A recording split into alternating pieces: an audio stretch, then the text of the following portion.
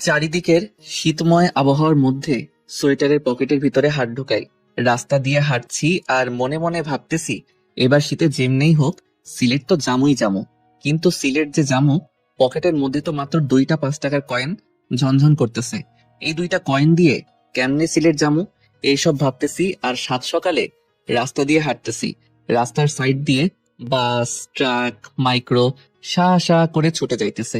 আহা, আজ যদি আমি বাসের কন্ট্রাক্টর হইতাম, কি আরামসেই না সিলেট যাইতে পারতাম। ফাড়া গবাল আমার, খালি 2টা 5 টাকার কয়েন পকেটে নিয়ে ঘুরতেছি। ছোটবেলার কিছু অভ্যাস এখন আমার মধ্যে বিরাজমান।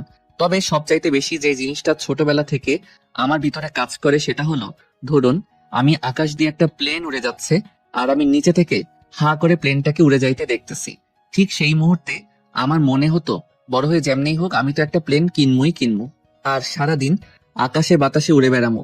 আবার মনে করেন আমার আপেল খাইতে মন চাইছে, কিন্তু কেউ আমারে সেই সময় আপেল কিনে দেয় নাই। ঠিক সেই মুহূর্তে মনে হতো আমি যখন বড় হমো তখন আপেলের দোকান দিব আর সারাদিন বসে বসে আপেল খামো। আর যদি আপেলের দোকান দিতে না পারি তাহলে যে মেয়ের বাপের আপেলের দোকান আছে সেই মেয়েকে বিয়ে করবো, তারপরে সারাদিন খালি আপেল আর আপেল খামো। আবার মনে করেন সাপের ছবি দেখতেছি, হঠাৎ যখন নায়ক সাপ হয়ে যেত তখন মনে হতো আহা, আমিও যদি সাপ হইতে পারতাম তাহলে আমারও একটা সুন্দরী নাগিনী থাকতো। আবার যখন কটকটিওয়ালা আসতো তখন মনে হতো বড় হয়ে কটকটিওয়ালা হমো আর সারাদিন কটকটি খামো। হাওয়াই মিঠাইওয়ালা আসলে মনে হতো বড় হয়ে হাওয়াই মিঠাইওয়ালা হমো। এক কথায় আমার যাই ভালো লাগতো আমি সেটাই হইতে চাইতাম। আর এই অভ্যাসটাই এখনো আমার ভিতরে আছে। এত বড় যে হইছি তাও ওই ছোটবেলার আরমান আর এখনের আরমানের কোনোটার কোনো পরিবর্তন নাই। এখনো যদি দামি কোনো গাড়িতে চড়ে কাউকে যাইতে দেখি তাইলেই মনে হয় হেতের তো খালি এই একটাই গাড়ি আছে, আমি তো একদিন এর থেকে দামি দামি গাড়ি বানানোর একটা কোম্পানি দিব। সেই ছোট থেকে আজ অব্দি হাওয়াই মিঠাইওয়ালা থেকে বড় বড় কোম্পানির মালিক কিছু হওয়াই বাদ রাখি নাই। সবশেষে এখন পকেটে 10 টাকা নিয়ে সিলেট যাওয়ার স্বপ্ন দেখতেছি। যাই হোক, অনেক ভকর ভকর করে ফেলছি, এখন পরিচয়টা দিয়েই দেই। আমি আরমান আহমেদ হিমেল ওরফে পরিচয় তো দিলাম, এইবার তাহলে গল্পে যাই নাকি কি কন আপনারা? আর আসল কথা হইতেছে যেমনি হোক সিলেট তো জামই, এতে যদি চুরি ডাকাতি রাহাজানি ছিনতাই যা কিছু করার আমি তো সব করবো। তবু তো আমি সিলেট জামই যাবো। Bye Sylhet I am coming. কিন্তু যাবো কেমনে? হুম, জীবনটা যদি সিনেমার মতো হইতো। আহা, বাড়িতে গিয়ে আমার বাপের রুমে ঢুকলাম। এই সাত সকালে কোথায় থেকে উদয় হইলি? আসলে আব্বা, কাহিনীটা হইতেছে সূর্য মামা আজকে একটু বউয়ের সাথে দেখা করতে যাবে, তাই যাওয়ার সময় আমারে কইলো, ভাগিন আরমান, আমি তো আজকে তোমার বাপের ঘরে উদয় হইতে পারবো না, তাই তুমি একটু তোমার বাপের ঘরে গিয়ে উদয় হইও। সেই জন্যই আর কি, সূর্য মামার বদলে আজকে আমি উদয় হইছি। বাপের সাথে মস্করা করস না? ছোটবেলার কেলানির কথা কি ভুলে গেছস? আবার কি অমন শুরু করবো? দেখো আব্বা, আমি কিন্তু এখন বড় হইছি, যোগ বিয়োগ গুণ ভাগ করে কথা কইবা। ওরে বদমাইশ, বড় হয়েই তুই আমার কি ছিড়ছিস, হ্যাঁ? আর তোর সাথে আমার যোগ বিয়োগ করে কথা কইতে হইব, তাই না? হুম। কপালে মনে হয় আজকে তোর মেলা দুঃখ আছে। কি জন্য আসছিস ফটাফট বলে বিদায় হয়ে যা। আমার 3,000 টাকা লাগতো। কেন? সিলেট যাবো। ওরে বদমাইশ, তোর সিলেট যাওয়া ছুটাইতেছি, দাঁড়া। ওখান থেকে দৌড়ানি খেয়ে আবার বাহিরে আসলাম। কপালটা আমার এমনই দৌড়ানি বয়, শালা নিজের মা না থাকলে যা হয় আর কি। জানতাম টাকা দিবে না, আজগুবি টাকাটা চাইতে গেলাম। এখন দুপুরের ভাতটা কপালে জুটবে নাকি আল্লাহ জানে। কি ঘরে পয়দা করছো হে খোদা, মাঝে মধ্যে ভাবি হিরোইন খোর, গাঁজাখোর, মদখোর, ইয়াবাখোর, ফেন্সিখোর, বিড়িখোর, সিগারেট খোর, এই শালারা প্রতিদিন ওইসব খাওয়ার জন্য এত টাকা কই পায়, যেখানে আমি সপ্তাহে 10 টাকাও পাই না। কিন্তু যাই হোক, সিলেট তো আমি যামই।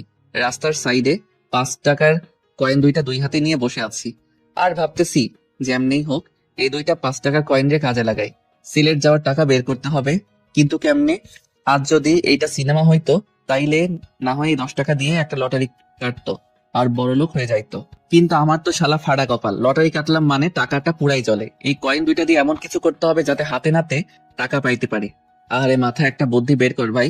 সিলেট তো আমারে চুম্বকের মতো টানতেছে। 2 দিন 2 রাত অনেক ভাবার পরে একটা ডিসিশন নিলাম, এই 10 টাকা দিয়ে 2টা ঘুমের ট্যাবলেট কিনবো আর আমার বাপকে খাওয়াই দিব। এতে আমার বাপ আরামসে ঘুমাবে আর আমি এদিকে আরামসে টাকা চুরি করে সিলেট চলে যাবো।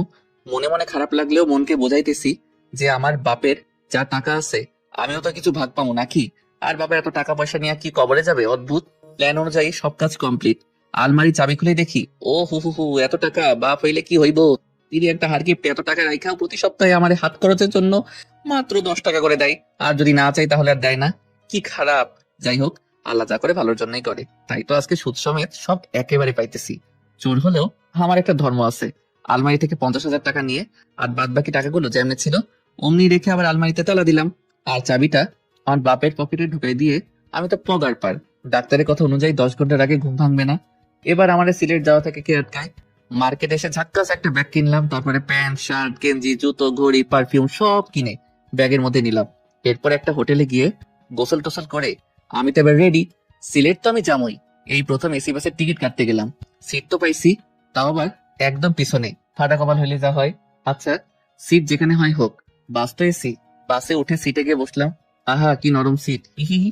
সিটে বসে মনে হলো পকেট ভর্তি টাকা থাকতে পেটটা খালি রেখে সিলেট যাবো, এটা হয় নাকি? বাস থেকে নেমে যা যা খাইতে ভালো লাগে সব কিনে আবার বাসে উঠলাম। জামু আর খামো। একটু পরেই বাস ছেড়ে দিল। কিছু দূর যাওয়ার পরে মনে মনে ভাবতেছি, পিছনে বসে একদিক দিয়ে মনে হয় ভালোই হয়েছে। একদম পিছনে দেখে এই সিটের টিকিট হয়তো কেউ কাটেই নাই। এখন তো আমি দুইটা সিটে শুয়ে শুয়ে পুরা রাস্তা জামু আর খামু। হি হি হি। দুইটা সিট মিলে শুইলাম। পায়ের উপর পা তুলে রাজাদের মতো আঙ্গুর খাইতেছি। আঙ্গুর খাওয়া শেষ, এবার কমলা খামু। কমলা খাওয়া শেষ করে জুস খাইতেছি। এমন আরামে আর রাজার মতো করে যে সিলেট যাবো কোনোদিন ভাবি নাই। হুম হুম হুম। কয়েক ঘন্টা পরে হঠাৎ বাস রাস্তার মধ্যে থেমে গেল। ওহরে, আমি যাতেই উঠি ওহাতেই কি ঝামেলা হয়, তোর ভাল লাগে না। আচ্ছা যা হয় হোক, আগে আমার পেটটা ভরাইতে হইব। পেটটা যদি নাই ভরাইতে পারি তাহলে পকেট ভর্তি টাকা থাইকা লাভ কি? শুয়ে শুয়ে পায়ের উপরে পা তুলে চুষতেছি, মানে জুসের পাই। একটু পরে এই যে হ্যালো, এটা আপনার বেডরুম না যে পায়ের উপর পা দিয়ে জুস খাবেন। মাথাটা ঘুরিয়ে দেখি চশমা পরা একটা মেয়ে। দেখতে আমার মতো এতটা কিউট না, তবে ভালোই। দেখে তো আমার মতো এতটা কিউট না, তাই একটু ভাব নেওয়ার চেষ্টা করছি। ওইদিকে একটু চেপে যান, এটা আমার সিট। হুম। এই কমলার খোসাগুলো কি আপনি ফেলছেন? না তো, আমি শুয়ে থাকতে একটা জিন আসছিল, সেই হয়তো ফেলছে। ও আচ্ছা, তাহলে এখন সেই জিনকে আবার ডাকেন আর বলেন যে এই খোসাগুলো যাতে তার দিকে নেয়। জিন তো এখন আসবে না। ঠিক আছে, তাহলে আমি কন্ট্রাক্টরকে ডাকতেছি, কেমন? না না থাক, আমি জিনকেই ডাকতেছি। হুম। একটু চোখ বন্ধ করেন। কেন? জিন আসতে লজ্জা পাইতেছে। আচ্ছা ঠিক আছে। নেহাত বাসের মধ্যে আসি, তাই চুপচাপ খোসাগুলো নিজের দিকে নিলাম। তা না হলে যে খেলাটাই না দেখাইতাম, মজা বোঝাইতাম। কতক্ষণ জানালার দিকে তাকাই থাকতে থাকতে ঘাটটা লেগে গেছে। তাই একটু মেয়েটার দিকে তাকালাম। কিউট না হলেও মেয়েটার মুখটা কেমন মায়াবী। এমনি একটু তাকিয়ে থাকতে ইচ্ছে হবে।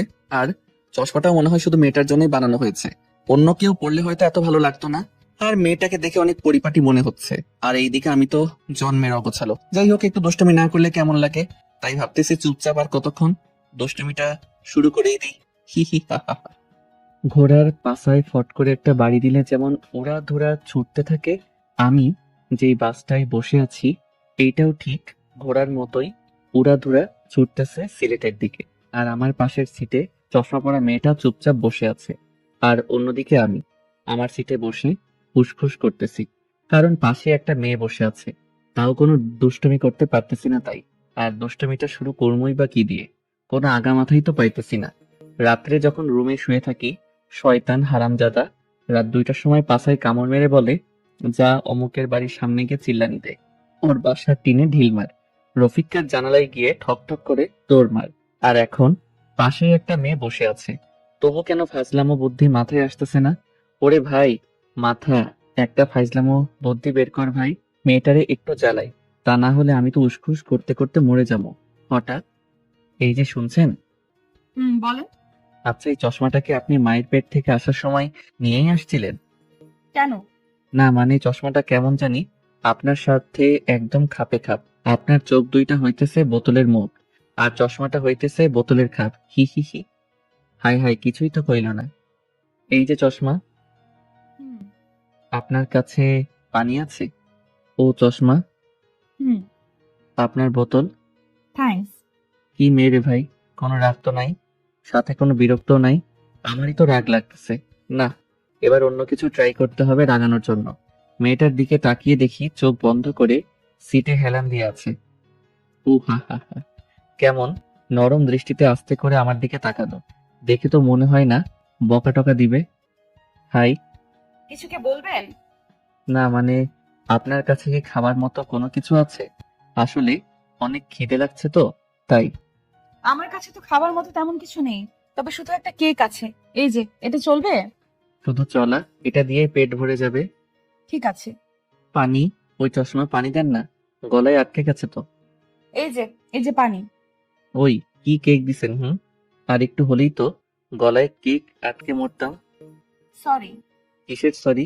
এবার থেকে আরো নরম দেখে কেক কিনবেন। আচ্ছা। কি আচ্ছা? কেমনে কেক কিনবেন সেটা বলেন। জানি না তো। তা জানবেন কেন?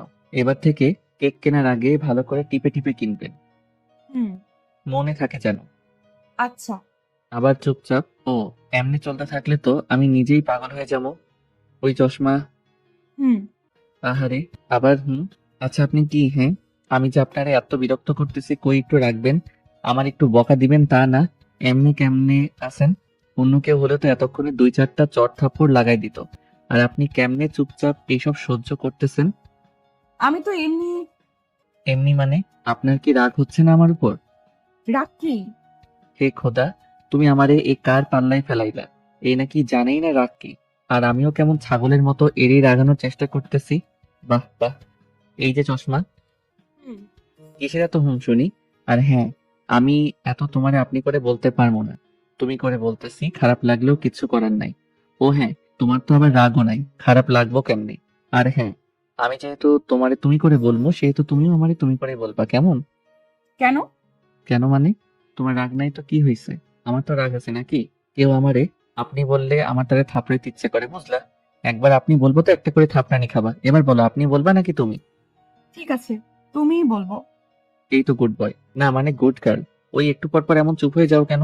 রাগ নাই বলে কি কথা বলতে পারো না? আসলে আমি ছোট থেকেই এমন চুপচাপ। ও আচ্ছা, তোমাদের পুরা ফ্যামিলির সবাই কি এমন তোমার মতো? আরে না, আমি শুধু এমন। তাছাড়া বাবা মা দাদু নানু সবাই অনেক রাগী। আচ্ছা, তুমি চশমার ইংলিশ জানো? কেন? না মানে সবসময় তোমারে এমন চশমা চশমা বলে ডাকতে নিজেরই কেমন খ্যাত খ্যাত মনে হইতেছে। তাই যদি একটু চশমার ইংলিশটা বলে দিতা, সেইটা বলে ডাকতাম, তাহলে নিজেরও একটু স্টাইলিশ মনে হইতো, এই আর কি। চশমার ইংলিশ তো চশমাই। কি? হুম। হালার পুতারা সবকিছুর ইংলিশ রাখতে পারছে, আর এই সামান্য চশমার ইংরেজি রাখতে পারে নাই। মূর্খের দল সব। আচ্ছা, ইংলিশ যখন রাখেই নাই তাহলে আর কি করার, চশমাই বলি কেমন। ওকে। তো চশমা, তোমার নাম কি শুনি? নীলা। বাহ, তোমার থেকে তোমার নামটাই বেশি সুইট। হি হি।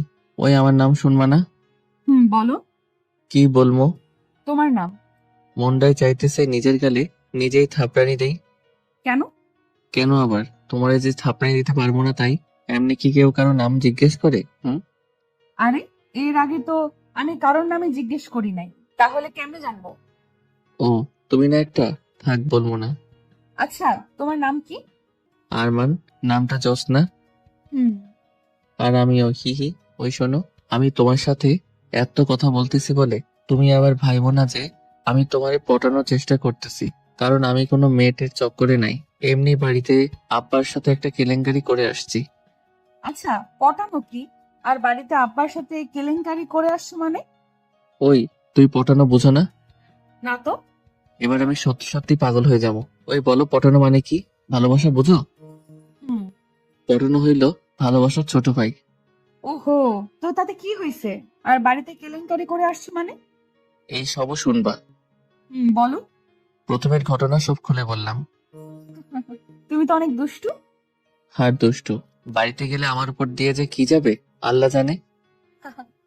হঠাৎ বটাস করে জোরে একটা শব্দ হয়ে বাসটা থেমে গেল। নিচে গিয়ে দেখি বাসের চাক্কা ফেটে গেছে। ওরে খোদা, এবার আমি এই রাত্রে কেমনে সিলেট যাবো? আরে, টেনশন নিও না, আমি দাদুর কাছে ফোন করছি, দাদু চলে আসতেছে। দাদুকে? আরে, আমার দাদু। এখান থেকে একটু দূরেই আমার দাদু বাড়ি। ও, তোমার দাদু খুব বড় লোক বুঝি? হুম, একটু। ও কি ঠান্ডা বাতাস। তোমার চাদরটা একটু দিবা? ওকে, ধরো। আচ্ছা নীলা, এখান থেকে সিলেট কত দূর বলতে পারবা? বেশি দূরে না, 10 কিলোমিটার। হালার পথ, বাসটা পুরো রাস্তা আসতে পারলো, আর ওইটুকু গেলে কি হইতো? এখানেই চাকা ফাটতে হবে। আমি বাবার কাছে শুনছি এই রাস্তায় নাকি একটু প্রবলেম আছে। কি প্রবলেম? আমি তো জানি না, শুধু শুনছি প্রবলেম আছে। আচ্ছা, আমি একটু তোমার কাছে কাছে থাকি। ঠিক আছে। একটু পরেই গাড়ি আসলো। ম্যাডাম, গাড়িতে উঠেন। বাবা দাদু কেউ আসলো না কেন? আসলে ম্যাডাম শুধু আমাকে আসতে বলতো। ঠিক আছে আরমান, তুমিও আমার সাথে চলো। এত রাত্রে এখানে থাকার মতো কিছুই পাবে না। যাও, তোমার ব্যাগ নিয়ে আসো। ঠিক আছে। ব্যাগ নিয়ে আসার সময় দেখি নীলাকে যেই লোকটা ম্যাডাম বলছিল সে আমাকে একটু সাইডে ডাকলো। ভাই, এই মেয়েকে চেনেন? মাত্র তো আজকে পরিচয় হইলো, কেমনে চিনবো? শুধু নামটা জানি। আরে ভাই, এই মেয়ে এইখানের জমিদারের নাতনি। তো আমি কি করব? আরে ভাই, আপনি জানেন না এই মেয়ের বাবা আর দাদা কি জিনিস? ওরে ভাই, আমি কি মেয়েটাকে বিয়ে করবো নাকি? তাই তাদের সবকিছু জানা লাগবে? নেহাত বাসের চাকাটা ফাটছে তাই, তা না হলে আমি এতক্ষণে সিলেট চলে যাইতাম। এইটা মনে হয় ম্যাডামের চাদর। হুম। ভাই, আপনার কপাল ভালো, ওনার বাবা বা দাদা কেউ আসে নাই। কেন? ওনারা আসলে কি হইতো? সেটা আসলেই দেখতে পারতেন। ওরে ভাই, রাতটা পার হলে আমি সোজা সিলেট। এবার চলেন। আপনার কপালে যে কি আছে রে ভাই, সেটা একমাত্র আল্লাহই জানেন। হয়, এইবার চলেন। কপালে আমার অনেক কিছুই আছে, সেটা আমিও জানি। ড্রাইভার আর ওই লোকটা সামনে, আমি আর নীলা পিছনের সিটে। নীলা, তোমার চাদর। হুম। আচ্ছা, বাড়িতে যখন নিয়েই যাচ্ছ একটু খাইতেও দিও, কেমন? হি হি। ঠিক আছে। গাড়ি থেকে নামতেই দেখি, ও মা গো, এটা তো সত্যি সত্যি একটা জমিদার বাড়ি। ওই নীলা, তোমার দাদু যে জমিদার, আগে বলো নাই কেন? আগে যদি বলতাম আমার সাথে, তো অমন দুষ্টুমি করতে না, আর আমার সাথে আসতাও না। আরে ধর, আগে যদি বলতা যে তোমার দাদু জমিদার, আরো বেশি চালাইতাম। হা হা হা। তাই বুঝি। হুম। ঠিক আছে, ভেতরে আসো। ওকে। এই প্রথম কোনো জমিদার বাড়িতে যাইতেছি, বুঝলা? মনে হইতেছে রাজাদের আমলে আছি। এই সময়ও যে জমিদার আছে জানতামই না। এখন তো জানলা, এবার ভেতরে চলো। নীলার পিছন পিছন ভিতরে যাইতেছি। মেইন দরজাটা পার হয়ে বাড়ির মধ্যে ঢুকতেই দেখি দরবেশের মতো একটা লোক সোফার উপরে বসে তসবিহ গুনতেছে। নীলার কানে ফিস ফিস করে বললাম, ওই, তোমরা কি বাড়ির ভিতরে জিন টিন পালো নাকি? কেন? ওই যে সোফার উপরে জিনের মতো এটা কে বসে আছে? ওটা আমার দাদু। ও আচ্ছা, আমি তো ওনার চেহারা সুরত আর দাড়ি দেখে ভাবছিলাম কোনো দরবেশ টরবেশ হইব হয়তো, আবার কেমন জিন টিনও মনে হইতেছে। হি হি হি। চুপ।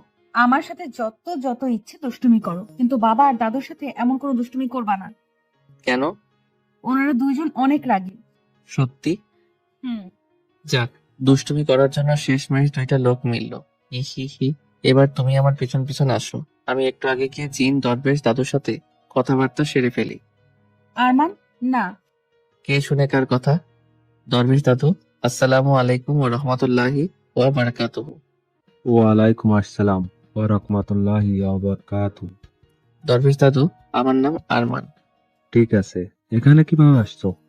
সে তো এক ইতিহাসের মতো কাহিনী, শর্ট করে বলতাম নাকি পুরো ইতিহাসটাই শুনবেন?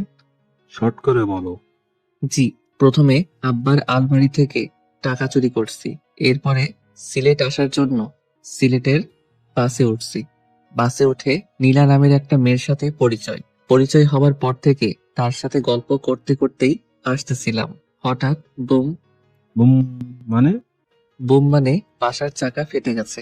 তো বাসের চাকা মাঝ রাস্তায় ফাটার কারণে আপনি নাতনি আমার এখানে গাড়ি করে নিয়ে আসছে। গাড়ি থেকে নামার পরে থেকে আপনার এখান অবধি পায়ে হেঁটেই আসছি। বাহ, একটা মেয়ে আসতে বললা চলে আসলে। এই যে হ্যালো, দরবেশ দাদু, আমি না আপনার নাতনির কথা এখানে আসি নাই।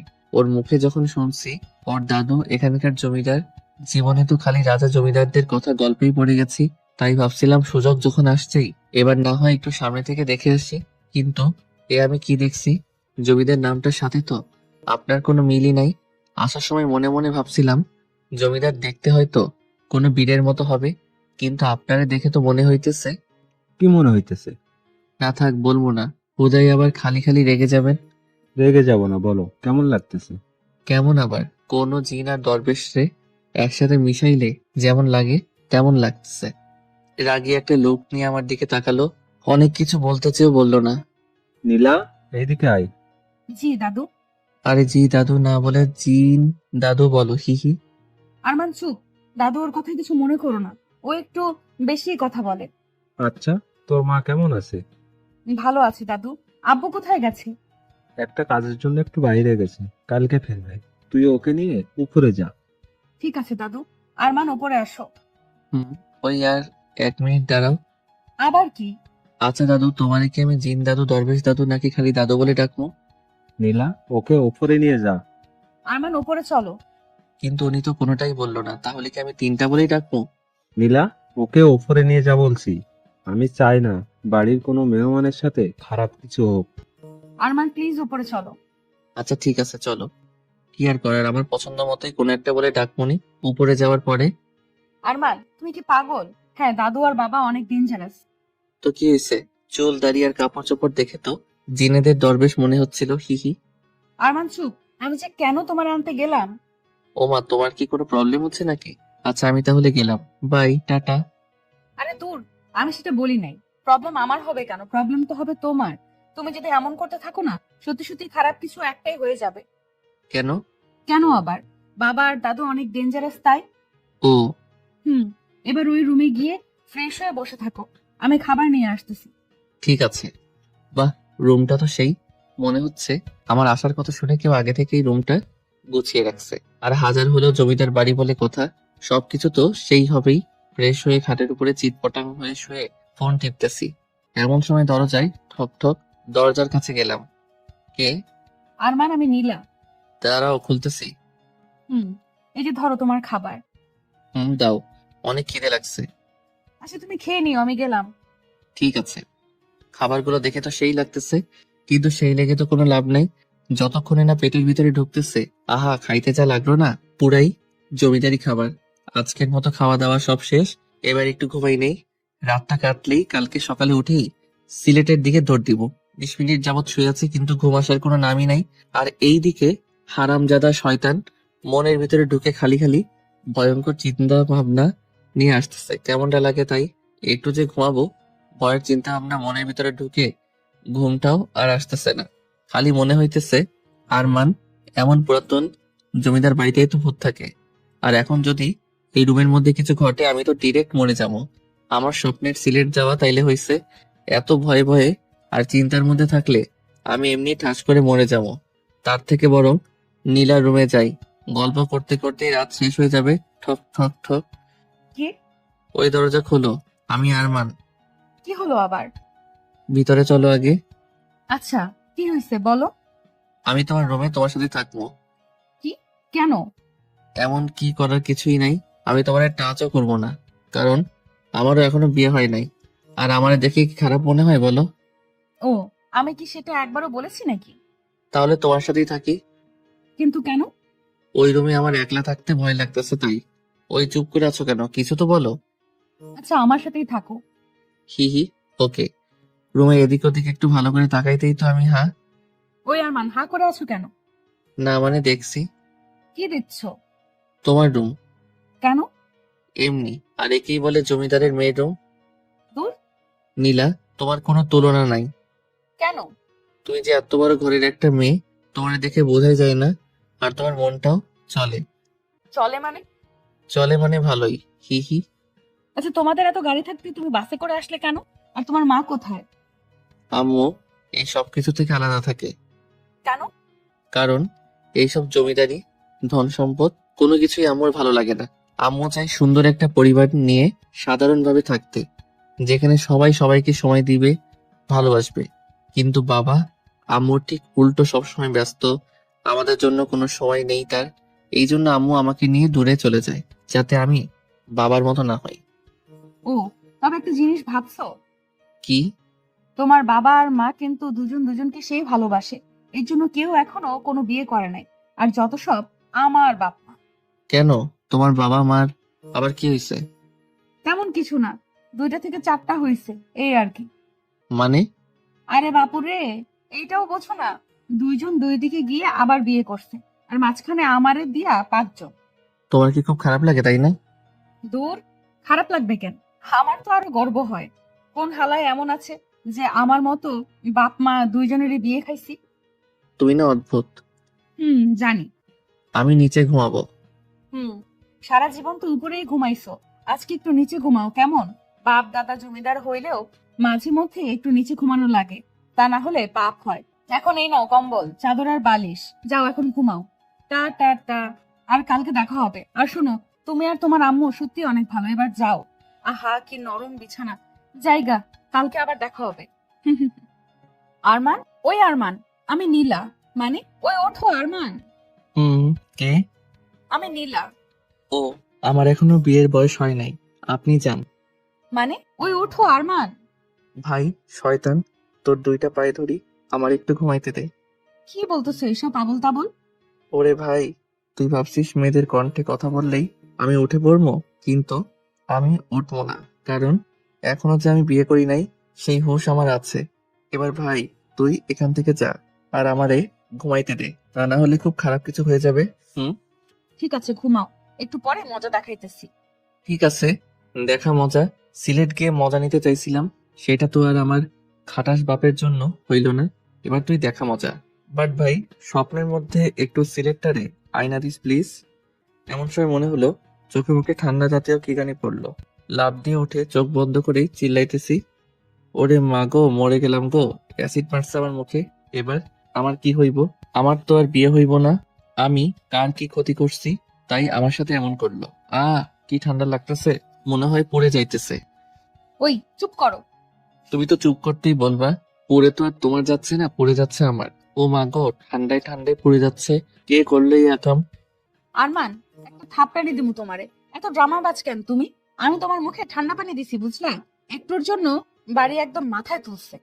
ওই, তোমার না রাগ নাই? তুমি এমন রাখতেছো কেন? তোমার সাথে থাকলে রাগ না থাকলেও চলে আসবে বুঝলা? এবার ওঠো। হুম। আরে শোনো, কি? একটু আগে আমারে কি বলছিলা বলো তো? আরে একটু আগে তো ঘুমাইছিলাম, কেমনে বলবো? তার মানে তুমি যা যা বলছো সব ঘুমের মধ্যে? হুম, হবে হয়তো। ঠিক আছে এবার যাও, তোমার রুমে গিয়ে ফ্রেশ হয়ে নিচে খাবার আছে, টেবিলে আসো। ওকে। রুমে গেলাম, ফ্রেশ হলাম, নিচে খাবার টেবিলে বসে আছি। টেবিল ভর্তি খাবার, কিন্তু আমি ছাড়া আর কোনো প্রাণী আশেপাশে নাই। এক মনে বলতেছে খাবার সামনে রেখে বসে থাকতে নেই, পাপ হয়, ফটাফট খেয়ে না। অন্যদিকে আর এক মনে বলতেছে একা একা খাওয়াটা ঠিক হবে না। নীলা বা দরবেশ দাদু, কেউ একজন আসলেই খাওয়া শুরু করিস। কার কথা শুনবো আর না শুনবো, দৌড়, ভাল লাগে না। এই দিক ওই দিক ভাবতে ভাবতে কখন যে একটা আপেল হাতে নিয়ে খেতে শুরু করছি নিজেও বুঝি না। এমন সময় হঠাৎ কই থেকে একটা লোক আসলো, দেখতে মাশাআল্লাহ ভালোই, আমার বাপের বয়সী হবে। আস্তে আস্তে আমার কাছে আসলো। এই ছেলে, কে তুমি? খাবার টেবিলে বসে আছে কেন? এই যে কাকা, হ্যালো। চক্ষু দুইটা কি আসমানে রেখে জমিয়ে নামছেন? আর আমারে দেখে কি আপনার পাগল মনে হয়? হ্যাঁ, এই ছেলে, কি বলে এসব? আমি আবার কি কইছি? দেখতে তো পাইতেছি চেয়ারে বসে আছি, খুদাই কেন বলতেছেন খাবার টেবিলে বসে আছি? আমার চেনো? আমি কে? ও হা হা হা, আমারে চেনেন? আমি কে? তুমি কে শুনি? আপনি কে শুনি? এটা আমার বাড়ি, বুঝলে? আর এটা আমার শ্বশুর বাড়ি, বুঝলেন? হোয়াট? হোয়াট মানে হইতেছে কি? এটা যদি আপনার বাড়ি হইতে পারে তাহলে আমার শ্বশুর বাড়ি হইতে পারবো না কেন শুনি? অনেক বেয়াদবি করে ফেলেছো, এবার তো তোমাকে শিক্ষা দেওয়া দরকার। ও মা তাই? কোন স্কুলের মাস্টার আপনি বলেন তো? রফিক, এই রফিক, বন্দুকটা নিয়ে আয় তো। ও হো হো, ভয়ে তো আমি হিসি করে দিতেছি। কি? আমার বাপ আমারে টাকা না দিক জীবনেও আমার গায়ে হাত তোলে নাই, আর তুই আমারে থাপড়ানি দিছস?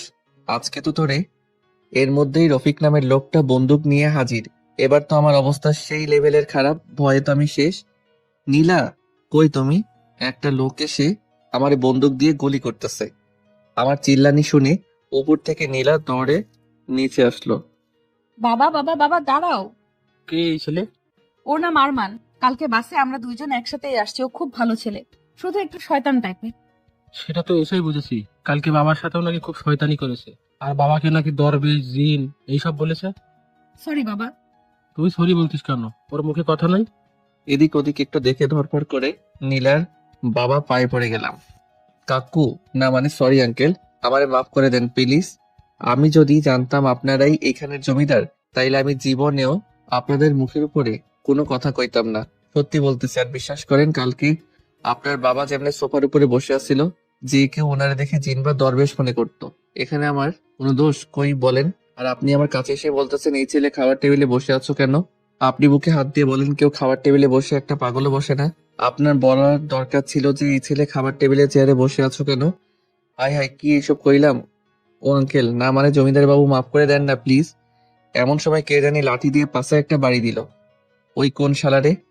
আবার আরেকটা বাড়ি।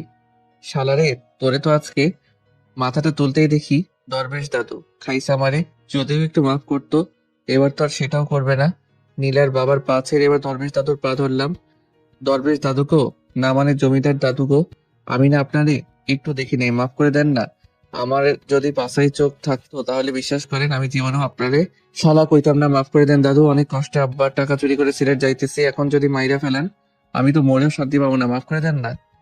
ঠিক আছে, মাফ করছি। যাক বাঁচলাম। উঠেই তোর। এই ছেলে, কই যাও? আঙ্কেল, আমি আর এখানে এক মিনিটও নাই, অনেক কষ্টে মাপ সাপ নিছি, এবার আমি সোজা সিলেট। ঠিক আছে, কিন্তু খেয়ে তো যাও। না আঙ্কেল, আমাদের ফাঁসায়ের না, খাবার বসে আবার মুখে ফসকে কারে কি বলবো আল্লাহ জানে। তার চাইতে বরং আমি যাই। আর এক পা এগোলে গুলি করে দেবে কিন্তু। আচ্ছা বলেন কি করবো? খেতে আসো। খাইতে তো যাবো, কিন্তু পেটের ভিতর আবার না বন্দুকের গুলি ঢুকবো। কি বললে? না না আঙ্কেল, কিছু না। ঠিক আছে, আসো। ও আরমান, দাঁড়ায় আছো কেন? বসো। হুম। চুপচাপ বসে আছো কেন? খাও। এমন চাপের মধ্যে কি আর পেটে খাবার ঢুকে? এই যে আরমান, তোমার না চুপচাপ মানাইতেছে না। আচ্ছা, যা ইচ্ছা বলতে পারো। না না, কি বলতে বলবো, পরে আবার গুলি করবেন। আরে না, গুলি করবে কেন? তোমার যা ইচ্ছা বলতে পারো। দরবেশ দাদু আবার কিছু বলবে না তো? আমি বাদে সবাই হা হা করে উঠলো। আরমান, তুই আসলেই অনেক খবিস। জি দাদু। এই প্রথম কেউ আমাদের সাথে এমন ফাজলামো করার সাহস করেছে। হুম। হুম, মানে? না মানে আঙ্কেল সরি, দেখছেন আমি বলছিলাম আমার মুখ ভালো না, কখন কি বলি। আরে বেটা, কিছু মনে করি নাই। তোর তো অনেক সাহস আছে, মানতেই হবে। এই প্রথম জমিদার বাড়িতে এসে কেউ আমাদের হাসালো। অন্য সবাই তো ভয়ে মরে। আমার আবার সাহস? আমার মতো অসাহসী অকর্মা এই দুনিয়ায় আর এক পিস নাই। এই যে, আবার চোরের মতো কোথায় যাও? হুম। আঙ্কেল খাওয়া তো শেষ, এবার আমি যাই। চুপ বসো। হুম। তোমার কখনো ফাজিলের মতো লাগে, আবার কখনো ভোলা ভালা। আচ্ছা আঙ্কেল, আমি যাই। যেতেই হবে? হুম। আচ্ছা যাও, তবে ঘুরে ফিরে সন্ধ্যায় আবার আসবা। ঠিক আছে, একবার যাইতে পারলে ভুলেও আর এইদিকে যাবো না। এই আরমান, শোনো। বলেন। গাড়ি নিয়ে যাও। না না আঙ্কেল, এমনি ঠিক আছে। ওকে, যাও। কারেন্টের মতো উপরে গিয়ে ব্যাগ নিয়ে চলে আসলাম, নিচে এসে আবার এক ঝামেলা। বাবা, আমিও আরমানের সাথে যাই। ঠিক আছে। এই না না, তুমি আবার যাবা কেন? আরমান, তুমি চুপ করো, বাবা যাবো। আচ্ছা, ভালো করে যাস, আর গাড়ি নিয়ে যা। থ্যাংক ইউ বাবা। আরমান চলো। হুম। সিলেক্ট করে আমার হয়েছে কি ভাবছিলাম আর কি হইতেছে। গাড়ির কাছে গিয়ে গাড়ির দিকে তাকাই, চারিদিকে ঘুরতেছি। ওই আরমান, গাড়িতে ওঠো। এমন চারদিকে ঘুরতেছো কেন? এই গাড়িতে করেই কি আমরা সিলেট যাব? হুম। দূর, ভাল লাগে না। আবার কি হলো? মনে মনে ভাবছিলাম সিলেট যাওয়ার সময় চারদিকটা দেখবো আর যামু। এখন যদি এই গাড়ির ভিতরে হান দেয়, মনে তো হবে ঘরের মধ্যেই আছি। এই গাড়িতে করে যাওয়া আর না যাওয়া সমান সমান। তাহলে এখন কি করবা, যাবা না? এত দূর আসছি আর যাবো না, এইটা কোনো কথা? তবে যদি ওই গাড়িটার মতো খোলামেলা গাড়ি হইতো তাহলে যা মজা হইতো না।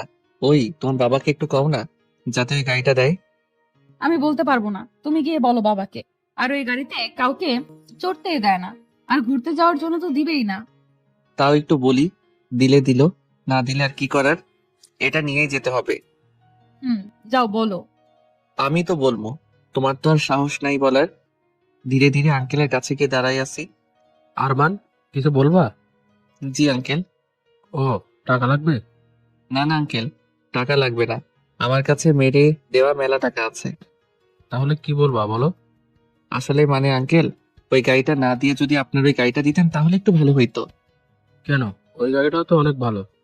হুম, সেটা তো জানি, তবে আমি যদি একাই যাইতাম তাহলে বাসের ছাদে চড়ে চারদিকটা কি সুন্দর দেখতে দেখতে যাইতাম। কিন্তু এখন তো আমার সাথে নীলা আছে, বাসের ছাদে তো আর ওকে নিয়ে চড়তে পারতাম না।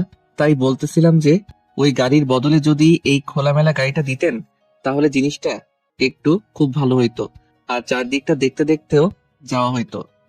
কিন্তু ওই গাড়ি তো আমি কাউকে দিই না। কিন্তু আঙ্কেল, তবু একটু দেখেন না, আজকের দিনটাই তো। না না, আমি অন্য একটা গাড়ি দিচ্ছি। আঙ্কেল, আবার কি? আপনার গাড়িটা না সেই মনে ধরছে, ওইটাই দেন না প্লিজ। আরে, আমি এটার মতো অন্য একটা গাড়ি দিতেছি তো নাকি। ঠিক আছে, কিন্তু আঙ্কেল আপনার গাড়িটায় চড়ে যদি যাই জিনিসটা আরো ভালো হইতো। Please uncle. না না, এটা হবে না। আঙ্কেল, মুখে আপনি যতই না না করেন না কেন, মনে মনে কিন্তু হ্যাঁ হ্যাঁ করতেছেন আমি জানি। দেন না প্লিজ, আপনার মেয়ে আর আমিই তো যাবো।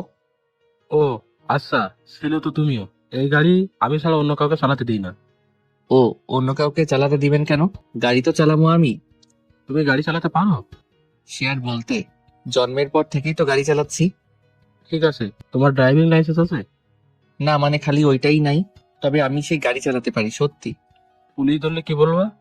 আপনার নাম বলবো, আর এই জন্যই তো আপনার গাড়িটা নিয়ে যাইতেছি, যাতে সবাই চিনতে পারে। আর দেন না গাড়িটা।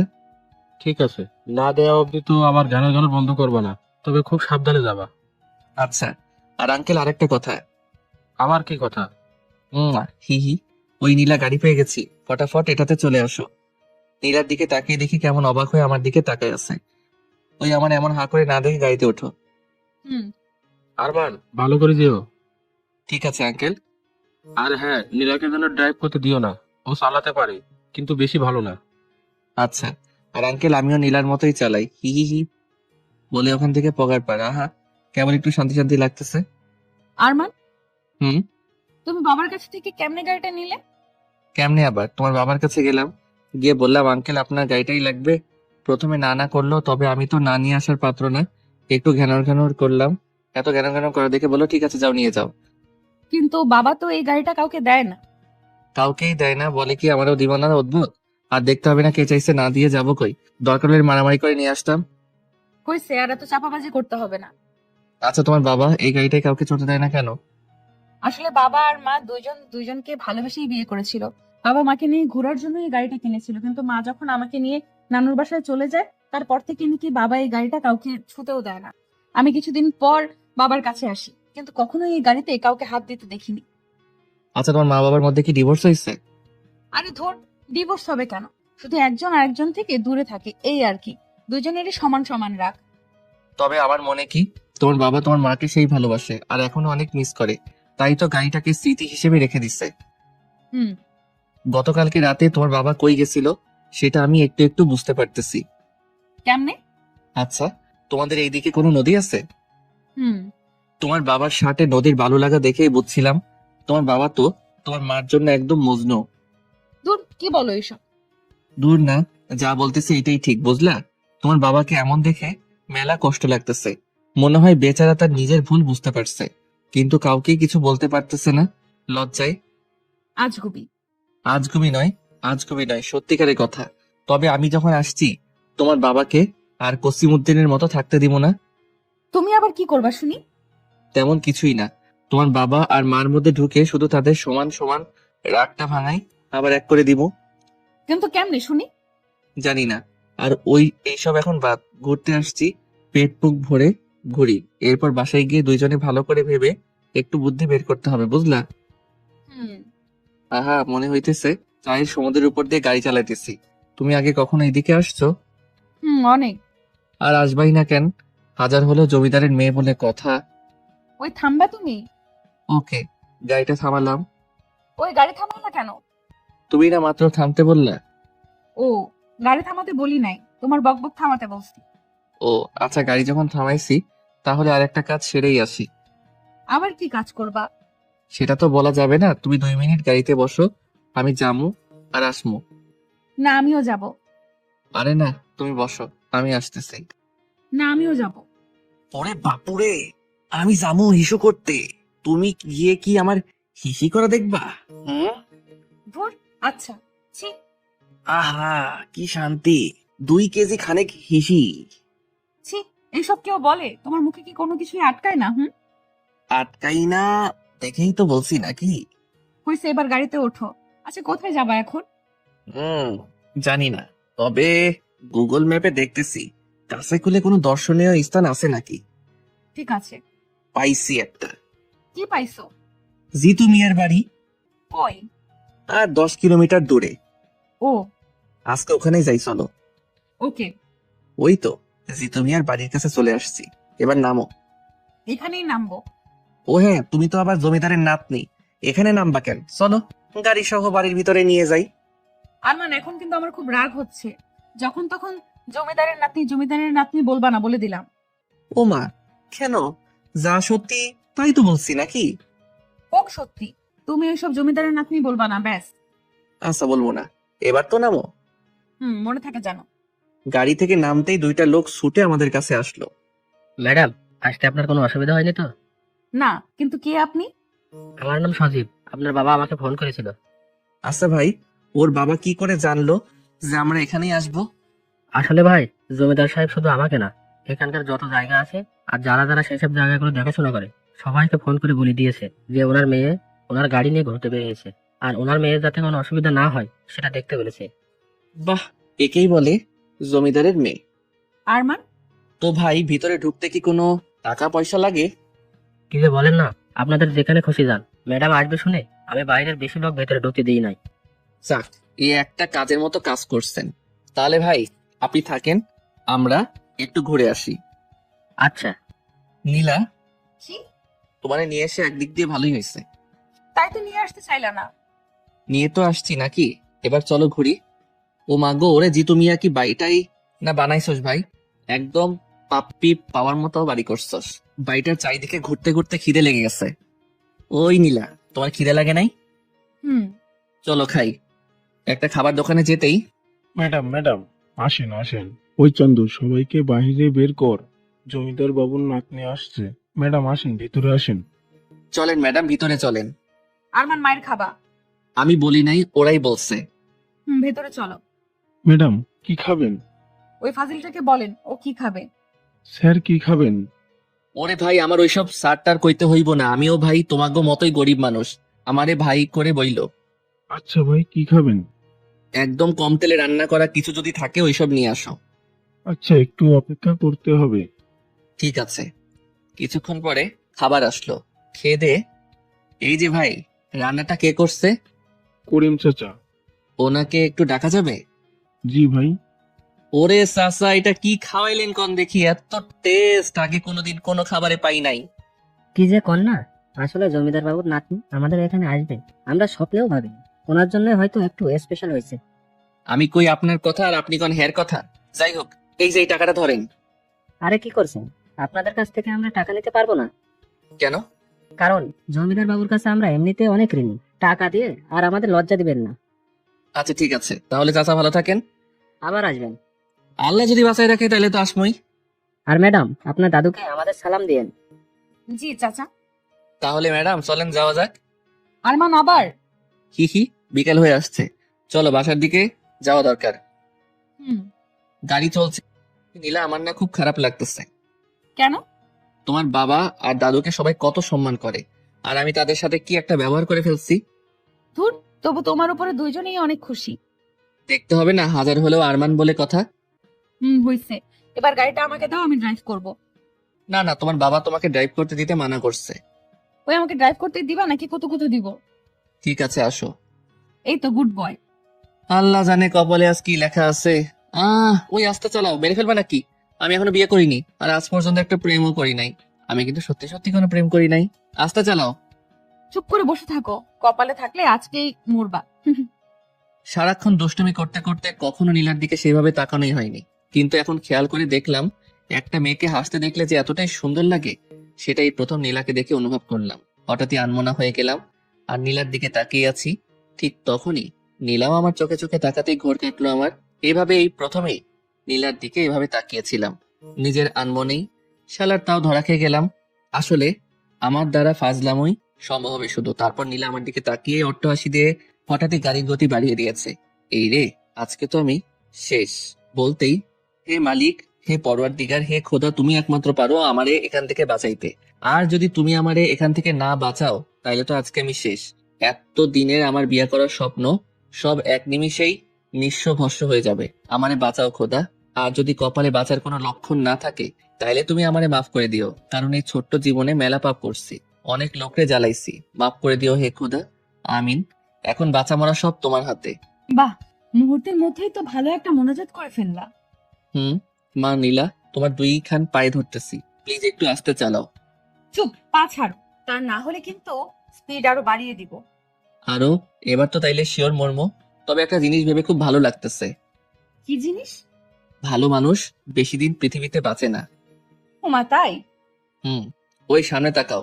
লাগলো লাগলো, এবার তো গেছি রে গেছি। লা ইলাহা ইল্লাল্লাহ মুহাম্মাদুর রাসূলুল্লাহ। হয়েছে, এবার চোখ খুলো। কোথাও লাগে নাই? হে আল্লাহ, তুমি আমারে এই কিসের মধ্যে ফেলাই দিলা? না বাইচা আছে না মইরা গেছি, কিছুই তো বুঝতেছি না। ওরে ভাই, এমনে না হাইসে একটু সামনে তাকাও। ওই আরমান, আমারে না দাইকা সামনে তাকাও। জীবনে বহুত পাপ করছি, মরার আগে অন্তত একটু আল্লাহকে দাইকা মরি। চুপ, সামনে দেখো। সামনে আবার কি? সামনে পুলিশ। যাক বাঁচলাম। হে আল্লাহ, তুমি আমার ডাক শুনছো। এই প্রথম পুলিশে দেখে এত ভালো লাগতেছে, আর জীবনটা মনে হয় মাত্র দেহে ফিরে আসলো। তাই না? দেখো এবার কি মজাটাই না দেখাই। ওরে ভাই, এতক্ষণ যা মজা দেখাইলা এতেই তো আমি শেষ, আবার কি মজা দেখাইবা?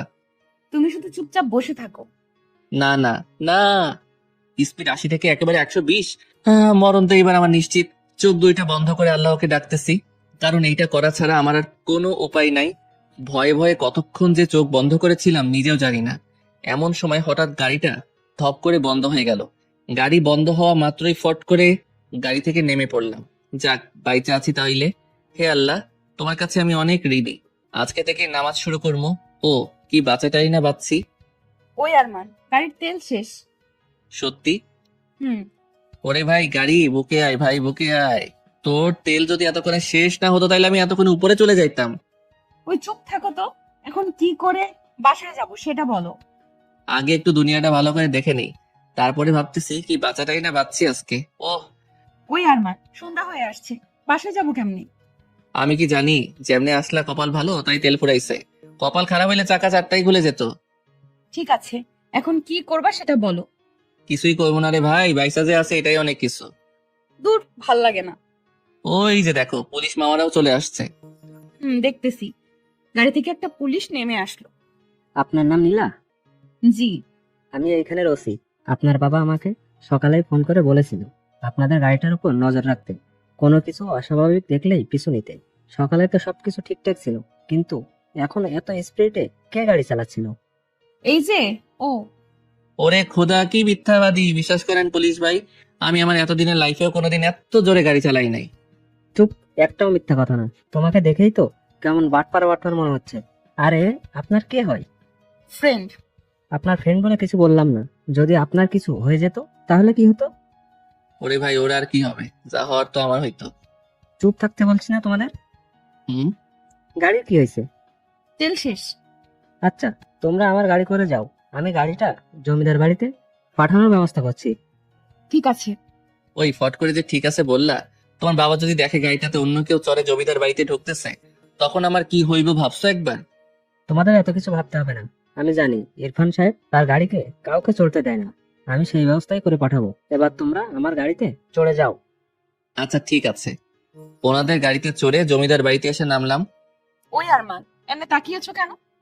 তোমারে প্রথমে দেখে যা ভাবছিলাম, তুমি মোটেও তেমন না।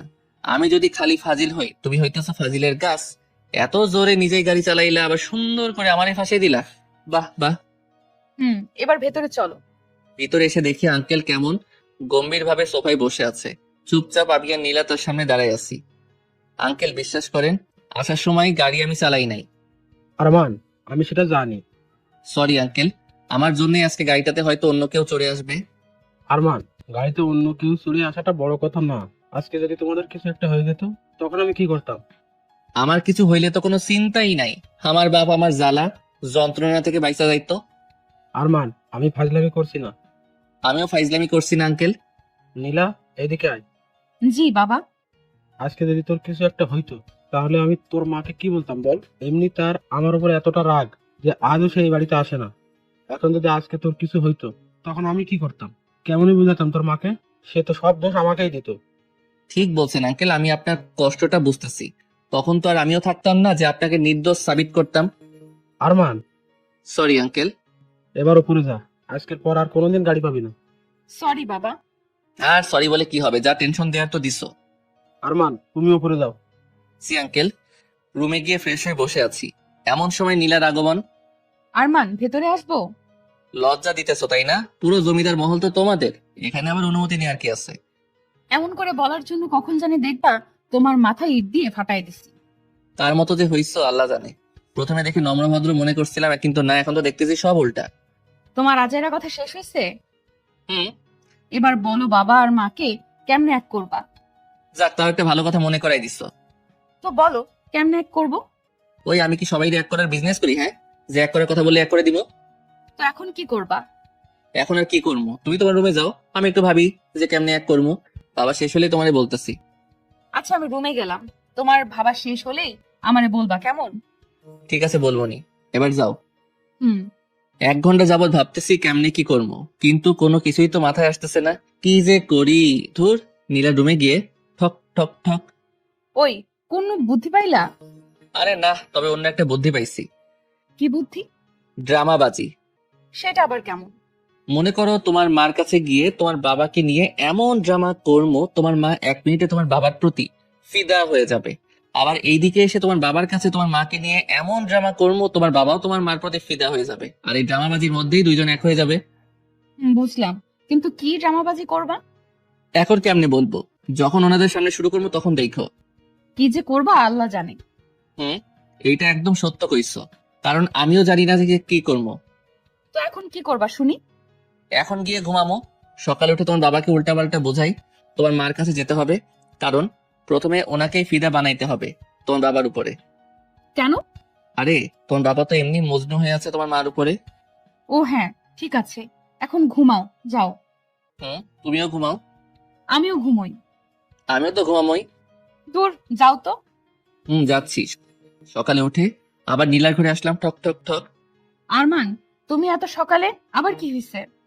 আমার আবার কি হইব, তোমার বাবা মাকে এক করবা না। হ্যাঁ, তার সাথে সকালে ওঠার কি। এই সকালে ওঠার কিছুই না, তোর বাবা নিচে চা খাচ্ছে। এখন তুমি তোমার বাবাকে গিয়ে বলবা যে তোমার মা ফোন দিছিল আর সকালেই তোমাকে যেতে বলছে। কিন্তু মা তো ফোন দিয়ে কিছুই বলে নাই। ঠিক আছে, তুমি তোমার মার ফোনের আশায় থাকো, আমি গেলাম। বাই। ওই ওই দাঁড়াও, যাচ্ছি তো। যাও। তুমি আসলে আবার আমি তোমার বাবার কাছে গিয়ে কিছু একটা বাহানা ধরে আমিও তোমার সাথে যাবো। আচ্ছা। একটু পরে দেখি নীলা উপরে আসলো। ওই কাজ হয়েছে। হুম। যেতে দিবে বলছে। আরে হ্যাঁ, যেতে দিবে না কেন। এবার যাও, তুমি গিয়ে বলো। ওকে। Hello uncle. আরে আরমান, বসো বসো। ঘুম কেমন হলো? জি আঙ্কেল, ভালো। বাহ, তারপরে এখন কি করবা? এখন মানে আঙ্কেল, নীলা বলল যে আন্টি নাকি আজকে ওকে যেতে বলেছে, তাই আমি ভাবছিলাম যে আমিও ওর সাথে যাই আর আন্টিকেও একটু দেখে আসি। তাই আপনার কাছে একটু অনুমতি নিতে আসলাম। আঙ্কেল না কইরেন না প্লিজ। আরে আমিও তো তোমাকে এটা বলার জন্যই ডাকতে যাচ্ছিলাম মাত্র। সত্যি? হুম। তাহলে তো হয়েই গেল। আর আঙ্কেল, আমি আপনার একা থাকার কষ্টটা বুঝি। আঙ্কেল আপনি কোনো চিন্তা করেন না, আমি আন্টির কাছে গিয়েই আন্টির একটা ছবি তুলে আপনার ফোনে পাঠাই দিব। স্মার্ট বয়, তোমাকে আমি প্রথমে দেখেই বুঝেছি তোমার বুদ্ধি আছে। তো কখন যাবা? আপনি বললে এক্ষুনি, শুধু আপনার নাম্বার আর ঝাক্কাস দেখে একটা গাড়ি দেন। গুড, আমার নাম্বারটা নাও 017, আর তোমরা বের হয়ে আসো, আমি গাড়ি দিচ্ছি। জি আঙ্কেল। উপরে যেতেই ওই বাবা কি বললো। কি আর বলবে, তোমার বাবা তো তোমার মায়ের জন্য একদম মাখন হয়ে আছে, খালি তোমার মাকে সেট করতে পারলেই ব্যাস। এবার যাও, রেডি হয়ে নাও। ঠিক আছে। রেডি হয়ে আমি আর নীলা নিচে আসলাম, দেখি আঙ্কেল আগে থেকে গাড়ি রেডি করে রাখছে। আঙ্কেল তাহলে গেলাম। আচ্ছা, আর গিয়ে ওইটা আমাকে পাঠিয়ে দিও। ঠিক আছে, আপনি শুধু ফোনটা নিয়ে ফোনের কাছে বসে থাকেন। ওকে, আর নীলাকেও যেন গাড়ি চালাতে দিও না। পাগল নাকি, ভুলেও না। ভালো করে দিও। Bye uncle. গাড়ি চলছে। ওই নীলা, কি? তোমার বাপটারে নিয়ে তো কোনো চিন্তাই নাই। এখন খালি তোমার মা যদি একটু ওনার মতো হয় তাহলে তো কোনো কথাই নাই। আসলে আরমান মাকে নিয়ে তো যত টেনশন, কেন? কারণ তারই তো রাগ বেশি। ও, তাহলে তো খেলা এবার তোমার মার সাথেই জমবে। হু হা হা হা হা। মাকে কেমন পটাতে পারো দেখবনি। দেখো। আরমান, এটা হচ্ছে নানুর বাড়ি, আমি আর মা এখানেই থাকি। তোমার জমিদার দাদুর বাড়ি থেকে ছোট, কিন্তু ভালোই শান্তি শান্তি একটা ভাব আছে। এবার ভেতরে চলো। ওই ওই, থামো থামো। সামনে যে 3জন বসে আছে ওনারা কারা? মাঝখানেরটা মা, ডান সাইডেরটা নানু, আর বাম পাশেরটা নানি। ওকে, মাথায় সব ঢুকে গেছে। এবার শুধু আমার পিছন পিছন আসো আর দেখতে থাকো।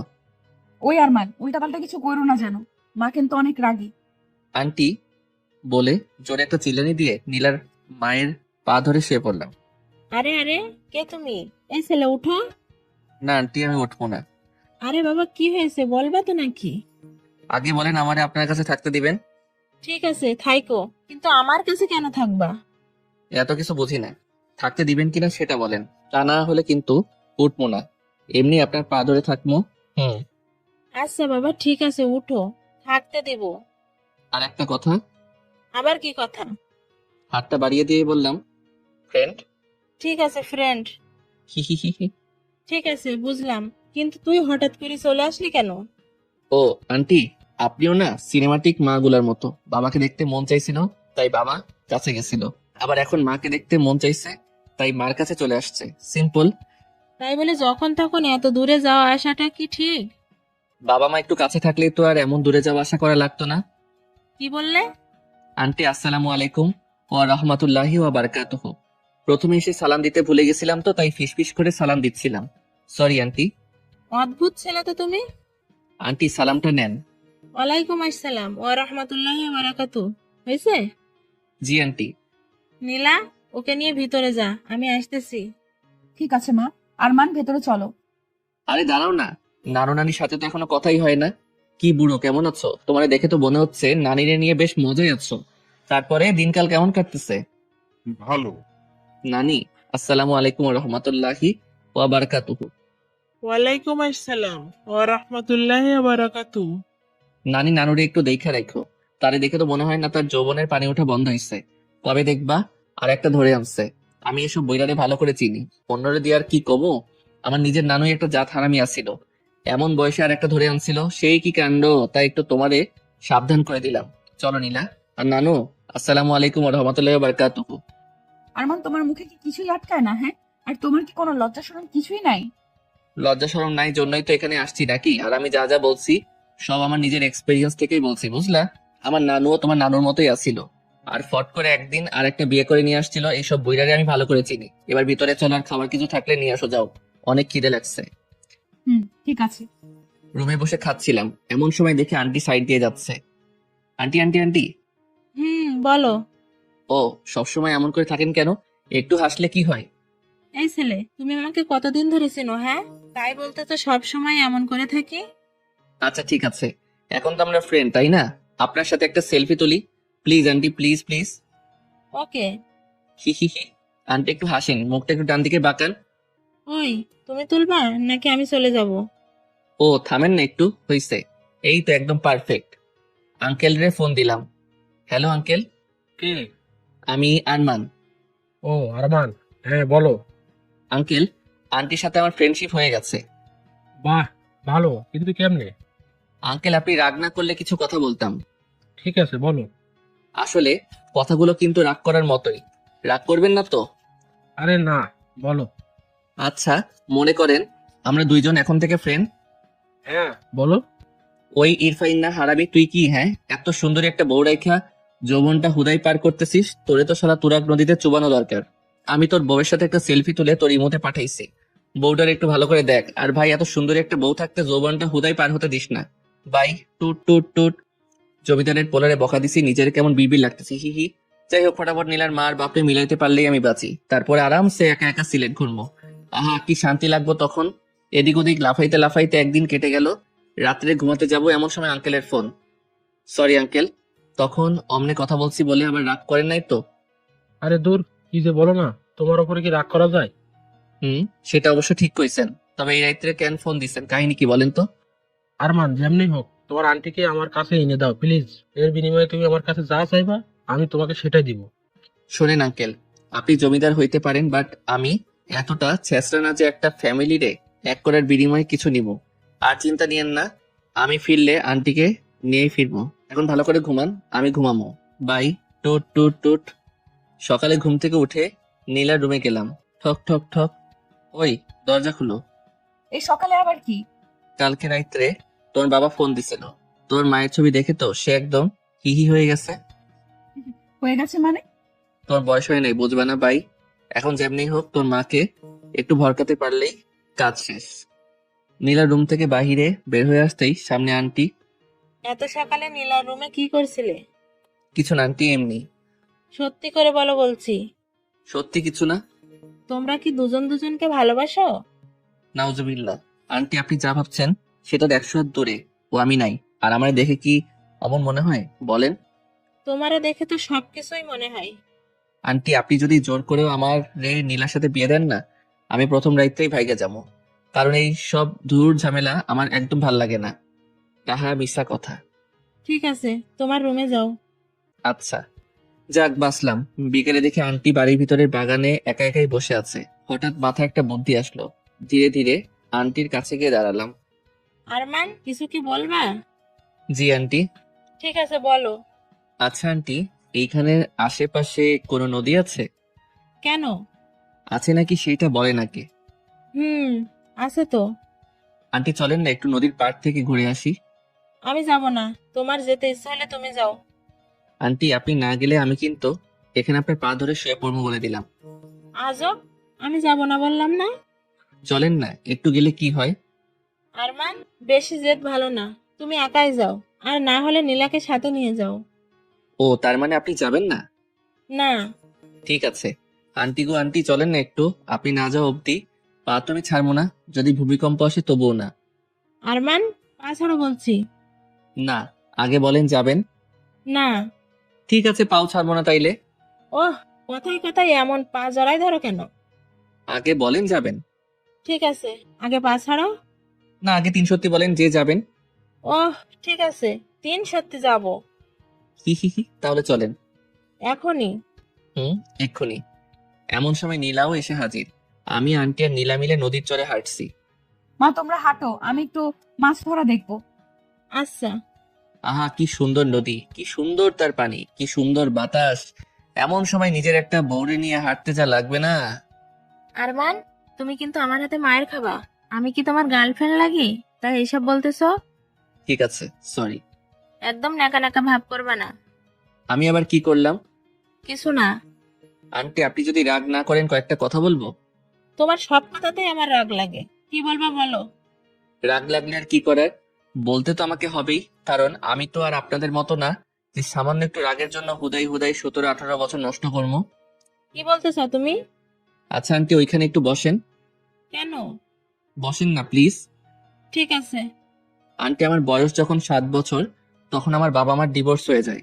তার 1 বছর পরে বাবা আর একটা বিয়ে করে, অন্যদিকে মাও বিয়ে করে। তখন থেকে আমি একা থাকতাম। রাত্রে যখন শুতাম প্রথম প্রথম খুব কষ্ট হতো, আবার রাগও হতো। আস্তে আস্তে নিজেই নিজেকে বোঝালাম এসব রাগ আর কষ্ট পেয়ে আমার কি লাভ। সবাই যখন ভালোই আছে আমিও তো ভালো থাকলেই হয়। আমি একা একা কষ্ট পাচ্ছি, এটা শুনলে তো আমার মায়েরও কষ্ট হবে, তাহলে অযথা কষ্ট পাবার কি আছে। এরপর থেকে রাগ আর কষ্ট জিনিসটা আমার ভেতর থেকে কেমন উধাও হয়ে গেল। তারপর থেকে শুরু হলো দুষ্টুমি আর ফাইজলামি করা। এসব নিয়ে আমিও হ্যাপির সাথে আমার মা বাবা সবাই।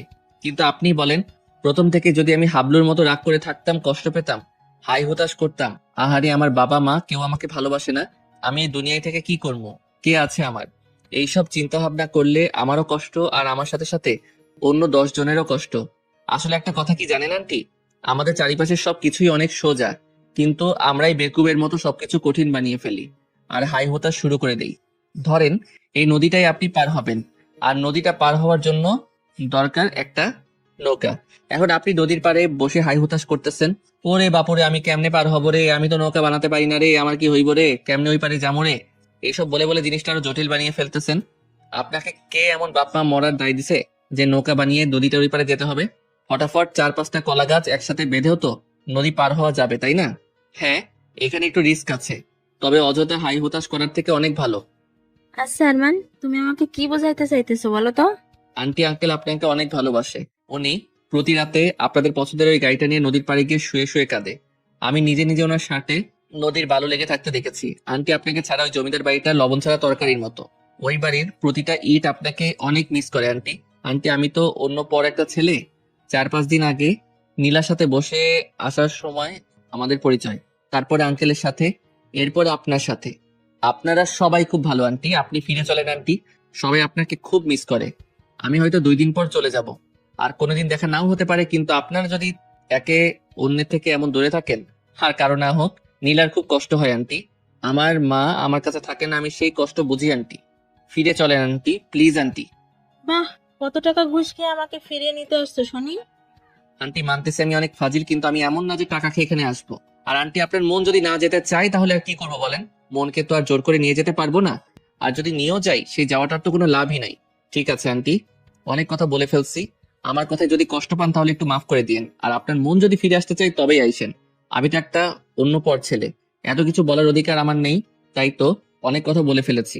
সরি আন্টি, ভালো থাকবেন, বাই। এসব বলেই এখান থেকে বিদায়। লটর পটর করতে করতে জমিদার বাড়িতে আসলাম। আরমান, নীলা কোথায়? আর তুমি না বললা তোমার আন্টিকে নিয়েই আসবা? ওরে আঙ্কেল, যা ডোজ দেওয়ার দিচ্ছি, এখন বাকি সব আল্লাহ তাআলার হাতে। মানে? মানে আবার কি? যখন প্রেম করছিলেন তখন কি দুনিয়ায় মায়ের কোনো অভাব ছিল না? এমন একজনের বিয়ে করেছেন, ওনার তো খালি রাগ না, পুরাই রাগের একটা গোডাউন। বলে কি না আমি নাকি আপনার কাছে ঘুষ খেয়ে ওনাকে নিতে গেছি? কেমনটা লাগে কন? তাহলে কি নীরা আর আমার কাছে আসবে না? আচ্ছা, নীরাকে? আরে, তোমার আন্টির নাম নীরা। ও, মেয়ের নাম নীলা আর মায়ের নাম নীরা। বাহ, ভালো। ও কি তাহলে আসবে না? আমি কি জানি? যেমন বিয়ে করেছেন আপনি জানেন। আমি এখন ঘুমামো, 2 দিন ধরে জার্নি করে আমি শেষ। তবে হ্যাঁ, চিন্তা নিয়েন না, আপনার নীরারে আপনার কাছে না নিয়ে এসে আমি এখান থেকে যাব না। ওখানে আবার যাওয়ার জন্য আরেকটা রাস্তা করেই আসছি। কি রাস্তা করছো? আমার ব্যাগ ওখানে রেখে আসছি, যাতে ওটার ওসিলায় আবার যেতে পারি। তোমার বুদ্ধি আছে, মানতেই হবে। এবার একটু আমারে ঘুমাইতে দেন প্লিজ, মেলা টায়ার্ড আমি। ঠিক আছে, যাও ঘুমাও। আহা, কি শান্তি! বিয়ে করার থেকে ঘুমাইতে বেশি মজা লাগে। হি হি হি। 3টা দিন হয়ে গেল, আন্টির তো এখানে আসার কোনো লক্ষণই নাই, আর সাথে নীরারও কোনো খোঁজ খবর নাই। আঙ্কেল কেউ কেমন লেদা মার্কা টাইপের লাগতেছে। ওহ, কি যে করবো কিছুই বুঝতেছি না। নিচে সোফায় আঙ্কেল বসে আছে, ওনার কাছে গেলাম। আঙ্কেল, আমার কাছে একটা প্ল্যান আছে, এই প্ল্যান অনুযায়ী যদি কাজ করতে পারেন তাহলে আন্টি একদম উড়ে উড়ে আপনার কাছে আসবে। সত্যি? তবে সেটার জন্য আপনাকে একটু আমার মতো ছেঁচড়ে টাইপের হতে হবে। না না, তাহলে থাক। এত সুন্দর একটা বউয়ের জন্য এটুকু করতে পারবেন না? আচ্ছা, বউটারে না হয় বাদ দিলাম, নীলার জন্য হলেও তো একবার ট্রাই করবেন নাকি? আচ্ছা ঠিক আছে, কি করতে হবে সেটা বলো। এখন বর্তমানে তেমন কিছু করতে হবে না, শুধু আপনার ড্রেসের গেট আপটা পাল্টাতে হবে। এসব করলে ও ফিরে আসবে তো? শুনেন আঙ্কেল, ফিরে যদি না আসে তাইলে একদম টেনে হিচড়ে নিয়ে আসবো। আর সেটাও যদি না হয়, আমার উপরে সব দায়িত্ব ছাইরা দেন। নতুন একটু আন্টি ধরে নিয়ে আসমু। আল্লাহ দিছে আপনার বাবার কম কিছু নাই, সাথে দেখতেও মাশাআল্লাহ। মাইয়াগো লাইন ধরাই দিব। আল্লাহ জানে, না জানি কি ঝামেলাটাই না তুমি পাকাও। আঙ্কেল, এত টেনশন নিয়ে কিচ্ছু হবে না, চুপচাপ আমাকে ফলো করেন। ঠিক আছে। আঙ্কেলের ওইসব 1980 সালের ড্রেস পাল্টাই, এখন 2018, একদম হিরো বানাই দিছি। কি আঙ্কেল, কেমন লাগতেছে? ভালোই তো লাগতেছে, কিন্তু তোমার আন্টির পছন্দ হবে তো? শুভ একটা কামে যাচ্ছেন, তবু আপনার মুখে কোনো ভালো কথা নাই। কিন্তু আমরা এখন যাবো কোথায়? কোথায় আবার? আপনার নায়িকাকে নিতে, আপনার নায়িকার বাড়ি। না না না, আমি তো ওখানে কোনোভাবেই যাব না। তার মানে আন্টিকে আপনার দরকার নাই? দরকার তো আছেই। তাইলে এমন না না করেন কেন? চুপচাপ আমার সাথে সাথে আসেন। আচ্ছা। আঙ্কেলরে নিয়ে নিচে আসলাম। এই যে দাদু, তোমার ছেলের বউরে নিতে যাচ্ছি, একটু দোয়া করে দিও। ওইটারে না আনতে পারলে যাতে অন্য আরেকটা আনতে পারি। হি হি হি।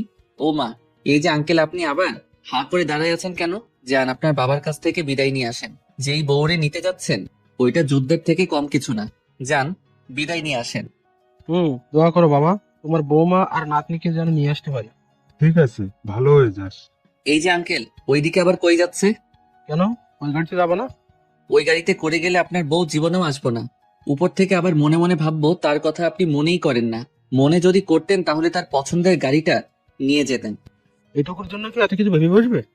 হাজার হলেও আপনার বউ কোনো বিশ্বাস নাই, ভাবতেই পারে। ঠিকই বলেছে, তাহলে চলো ওই গাড়িটা নিয়ে যাই। আমি গাড়ি চালাচ্ছি আর আঙ্কেল পাশে বসে আছে। আরমান, আমার না কেমন কেমন লাগছে। তোমার আন্টিকে আমি ফিরিয়ে আনতে পারবো তো?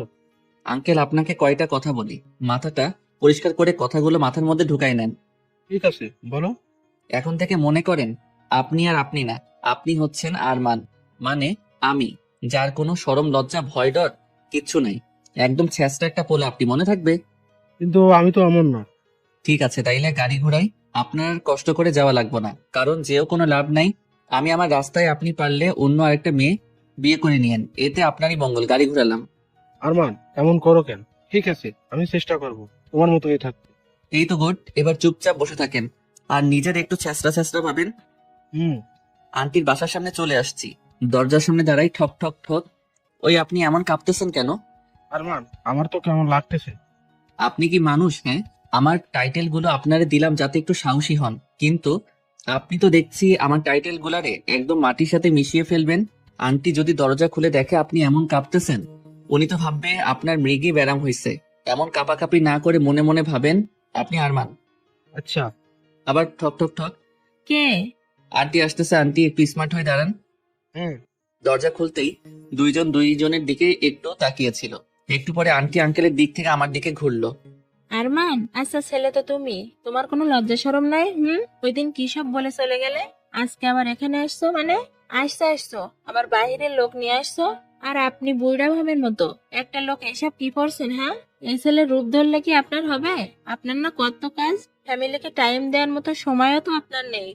মীরা সরি, আমি আর আগের মতো নেই, বিশ্বাস করো। আমিও আর আগের মতো নেই, এবার আসতে পারেন। ও আন্টি হ্যালো, খালি হাতে যাওয়ার জন্য কি এত দূরে আসছি? মানে কারে নিয়ে যেতে চাও তুমি শুনি? আমি আবার কারে নিয়ে যাব?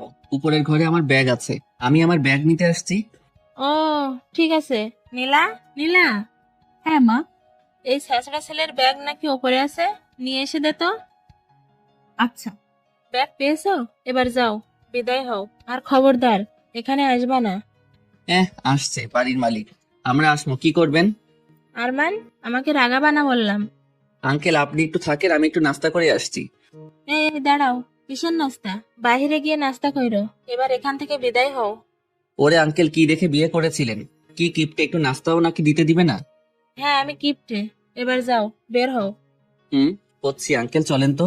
একটা বউ নিয়ে পড়ে থাকতে হবে না আপনারে, নতুন একটা বউ আইনা দিব। এমন কিপটে বউ দরকার নাই, এখানে একটু নাস্তা করার স্বাধীনতাও নাই। তোমরা কি বের হবা নাকি আমি পুলিশ ডাকবো? হচ্ছি বাইরে গিয়ে গাড়ির ছাদের উপরে বসে আছি। আরমান, আমার তো মনে হয় না আমার আন্টি আমাদের সাথে যাবে। ওরে আঙ্কেল, আপনার মুখে কি কোনো সময় ভালো কথা আসে না? হ্যাঁ, আপনার দোষে তো আন্টি এমন হইছে। আমার তো মনে হচ্ছে সব দোষ আপনারই। আসলে দোষ সব আমারই। দোষ যখন আপনারই, তখন একটু ধৈর্য ধরতে কি হচ্ছে? আপনার কপাল ভালো যে আমার মতো কাউরে পাইছেন, তা না হলে আপনার আর আন্টির জীবনেও এক হওয়া হইতো না। সামনে দেখি নীলা আসতেছে, কাছে এসেই হাসতে লাগলো। বাবা, তোমাকে একদম জোকারের মতো লাগছে। এই ফাজিলের বুদ্ধি শুনে এমন হয়ে এখানে আসছো, তাই না? ওই শোনো, আজ আমি ফাজিল বলেই তুমি তোমার বাপ মারে একসাথে দেখতে পাইতেছো, বুঝলে? এবার যদি আম্মুর কাছে যাও না, তোমার ঝাড়ু পেটা করবে। সে আমি জানি, তোমার আম্মুকে চেনা আমার হয়ে গেছে। এইসব ছেঁচড়ামি বাদ দিয়ে খাবার আনতেছি, খেয়ে নাও। এইসব রান্না কে করছে? কে আবার করবে? মা করছে। কই দেখি দেখি। এই যে। ও আঙ্কেল, বউয়ের হাতের খাবার দেখে এত উতলা হওয়ার কিছু নাই। পরে দেখবেন খাবারে বিষ মেশানো আছে, আর সেই খাবার খেয়ে আমার দুইজন সোজা উপরে। আরমান, তুমি আসলে একটা আস্ত ফাজিল। খারাপ তো আমি, আর তোমরা সবগুলো অনেক ভাবলো। এত কথা না বলে খাও, আমি গেলাম। যাও। এই যে মজনু সাহেব, আপনি খাবেন নাকি আমি একলাই খামো? আচ্ছা দাও খাই। আর মা? আমি জানতাম খাবারে বিষ আছে। আরে দূর, বিষ থাকবে কেন? তাহলে এমন আরমান বলে উঠলেন কেন? সেই 17 বছর আগের রান্নায় যে টেস্ট ছিল, সেই টেস্টটা আজকেই পাইতেছি। কোনো রকমের কোনো কমতি নেই, সেই একই রকমের গন্ধ। কি সব আজাইরা কথা কন না, বউয়ের হাতে রান্না দেখে মাথাটা হয়তো গেছে। না আরমান, নীরা যখন স্পেশাল ভাবে একমাত্র আমার জন্য রান্না করতো, তখনই এমন হতো।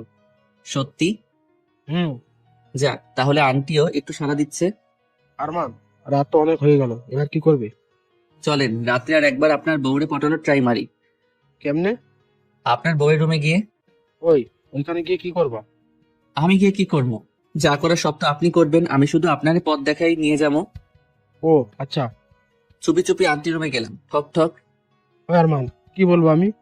আপনার কিছু বলতে হবে না, দরজা খোলা মাত্রই আন্টিকে জড়াই ধরবেন, আর যা মুখে আসে সব বলে দিবেন, পরে যা হবে দেখা যাবে। ঠক ঠক, দরজা খোলা শব্দ। আঙ্কেল রেডি তো? হুম। আমি সাইডে আছি, কোনো ভয় নাই। দরজা খোলা মাত্রই মনে হলো আঙ্কেল আন্টিরে জড়াই ধরলো। নীরা, তোমাকে ছাড়া আমি আর থাকতে পারবো না। তোমাকে আমি অনেক ভালোবাসি। আমি আর তোমার থেকে দূরে থাকতে চাই না। কি বলে যে তোমাকে বোঝাবো, কিছুই বুঝতেছি না। আমি আরো আগেই তোমার কাছে আসতে চাইছিলাম, কিন্তু কি যেন একটা ভয়ে আমার ভেতর কাজ করতো। আমি আসতে পারতাম না। তোমাকে ছাড়া থাকতে খুব কষ্ট হয় জানো। আমি আর পারছি না। প্লিজ আবার আগের মতো হয়ে যাও, আমার সাথে চলো প্লিজ। তোমার দুটো পায়ে ধরতেছি। এই ছেঁচড়া, আরমান এইসব পায়ে ধরা শিখাইছে তাই না? আরে না। আমি জানি তো, এই বাদরটারই কাজ এসব। আচ্ছা ওইসব বাদ দাও না, আমার সাথে যাবে বলো? যেতে পারি, তবে একটা শর্তে।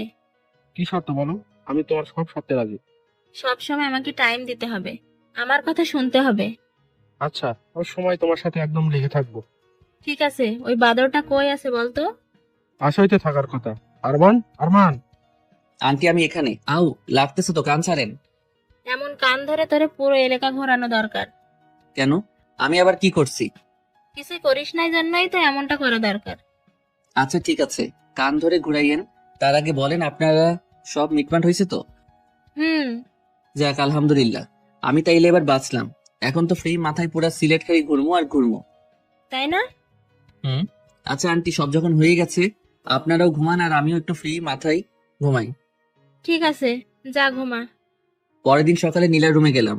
ঠক ঠক ঠক, দরজা খুলেই আরমান, তুমি এখানে কখন আসলা?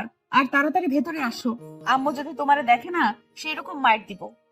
আরে ধুর, কালকে রাতেই সব মিটমাট হয়ে গেছে। মানে? মানে আবার কি, তোমার বাবা মা এক হয়ে গেছে? সত্যি? আরে হ্যাঁ সত্যি। আরমান, ওই ওই কি করতেছো? ছি, বাসি মুখে কি কেউ কাউরে এসব করে? তুমি তো দেখি আমার বিয়ে হতে দিবে না। আবার দরজার দিকে তাকে দেখে আঙ্কেল আন্টি দুইজনেই দাঁড়িয়ে আছে, আর এদিকে নীলা আমাকে পাপ্পি দিয়ে দিল। ভিতরে কি চলছে? হ্যাঁ, বিশ্বাস করেন আন্টি, আপনারা যা ভাবছেন সেটা ধারে কাছেও কিছু হয় নাই। সেটা তো নিজের চোখেই দেখলাম। সব যখন দেখেই ফেলেছেন এখন আর কি বোঝামু। রাগে একটা লুক দিয়ে আন্টি আমার দিকে তাকালো, তখনই সেখান থেকে দ্রুত রুমে চলে আসলাম। আর সুযোগ বুঝে সবার চোখ ফাঁকি দিয়ে আমি উধাও, কারণ আমি তো আবার আমি। ওখান থেকে সোজা সিলেট। 4-5 দিন ধরে বাদরের মতো পুরো সিলেট ঘুরতেছি। মাঝে মধ্যে নীলা আঙ্কেল আন্টির কথা মনে হচ্ছে, তবে কোনো পাত্তা দিচ্ছি না, কারণ আমার কপালে আবার ভালোবাসা জিনিসটা সয় না। তাই আমি নিজেই ওনাদের সবাইকে ফাঁকি দিয়ে চলে আসছি। কয়েকদিনে নীলাকেও একটু একটু ভালোবেসে ফেলেছিলাম হয়তো, কিন্তু ও কই আর আমি কই, কোথায় আগরতলা আর কোথায় খাটের তলা। হুট করে ভালোবাসি বললেই তো আর সব হয় না। আমি ওকে ভালোবাসি বললাম আর ও আমাকে বন্ধু ভেবে বসে থাকলো। তখন জিনিসটা কেমন হইতো, ফ্রিজের পানি দিয়ে ঠান্ডায় গোসল করার মতো অবস্থা হইতো। তার থেকে ভাই চলে আসছি, ভালো একটা কাজ করছি। 2 দিন পরে বাসায় যাবো, আবার সে আগের মতো আব্বার গালি খামু। চাক্কাস লাইফ। আরো কয়েকদিন ঘুরে ফিরে বাসায় যাওয়ার জন্য স্টেশনে বসে ট্রেনের জন্য অপেক্ষা করতেছি। হঠাৎ সামনে দেখি নীলা, আঙ্কেল আন্টি সবাই একসাথে আমার দিকে আসছে। আস্তে আস্তে আমার কাছে এসে দাঁড়ালো। Hello aunty. আও, এই যে আঙ্কেল, আবার কি ঝগড়া লাগছেন? আমি কিন্তু আর মিল করার কাজে নাই। ওই নীলা, কাহিনীটা কি বলতো? এ আমার আরো এক ধাপ এগিয়ে ফটফট করে দুইটা থাপড়ানি দিল। আচ্ছা, সবাইকে আমার থাপড়ানি দেওয়ার কন্ট্রাক্ট নিছো? হ্যাঁ। মারির দাঁতগুলো মনে হয় সব নড়ে গেল। কি করছি আমি সেটা তো কেউ বলবা নাকি? সেটা বলার জন্যই তো তোমার এতদিন ধরে খুঁজতেছি।